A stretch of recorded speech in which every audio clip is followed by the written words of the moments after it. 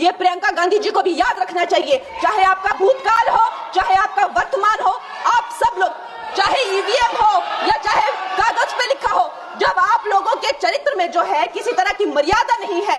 मैं तो नहीं हूं, जनता की प्रतिनिधि हूं, कलाकार तो नहीं हूं।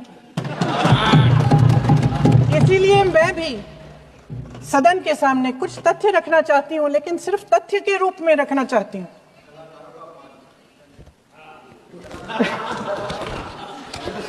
मैं उदाहरण दूं, उदाहरण दे देती हूँ सर। मांग रहे हैं सर वंदे मातरम के बारे में, वंदे मातरम की जो सालगिरह पे आपने एक बड़ा कार्यक्रम आयोजित किया था, उसमें प्रधानमंत्री जी ने भाषण दिया। उसमें उन्होंने कहा कि 1896 में पहली बार गुरुदेव रविंद्रनाथ टैगोर ने ये गीत एक अधिवेशन में गाया। उन्होंने ये नहीं बताया कि क्या कौन सा अधिवेशन था, महासभा, हिंदू महासभा का अधिवेशन था, आरएसएस का अधिवेशन था, किस बात से कतरा रहे थे कि ये कांग्रेस का अधिवेशन था। और उदाहरण दूं कि मैं अपना भाषण जारी रखूं। और जहां तक जवाहरलाल नेहरू जी की बात है, जितनी देर हमारे प्रधानमंत्री, देश के प्रधानमंत्री रहे हैं, 12 साल हो गए हैं, लगभग उतने ही सालों के लिए जवाहरलाल नेहरू जी जेल में रहे। किस लिए? इस देश की आजादी के लिए। उसके बाद 17 साल के लिए प्रधानमंत्री रहे। आप बड़ी आलोचना करते हैं इनकी, लेकिन अगर इन्होंने इसरो नहीं बनाया होता तो आज आपका मंगलयान नहीं होता। अगर डीआरडीओ नहीं बनाया होता तो तेजस नहीं बनता। अगर आईआईटी और आईआईएम नहीं बनाए होते तो हम आज आईटी में आगे नहीं होते। अगर एम्स नहीं बनाया होता तो हम कोरोना की जब बड़ी चुनौती का सामना कैसे करते? हाँ,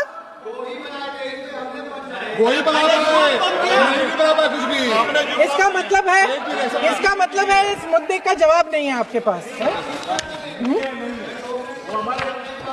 अगर इन्होंने बीएचईएल, गेल, सेल, भाखड़ा नंगल ये सब नहीं बनाया होता जो आप सब बेच रहे हैं,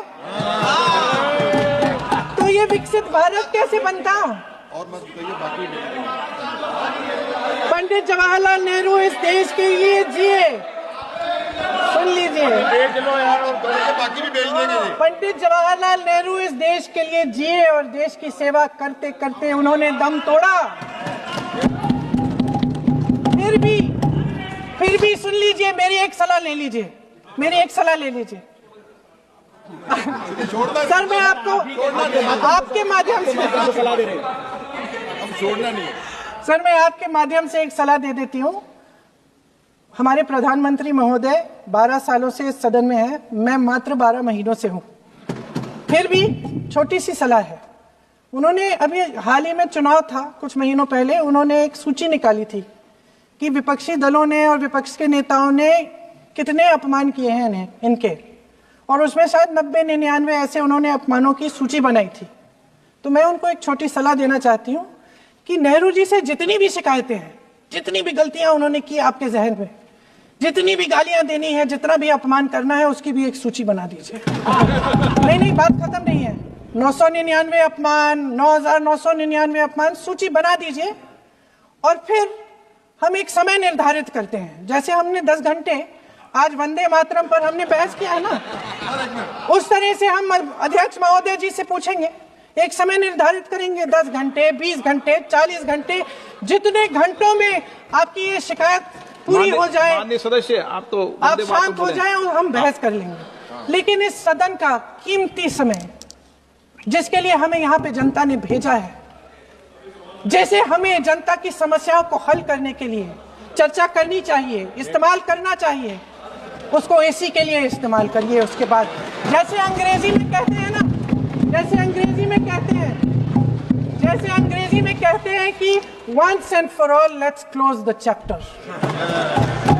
क्लोज कर लीजिए।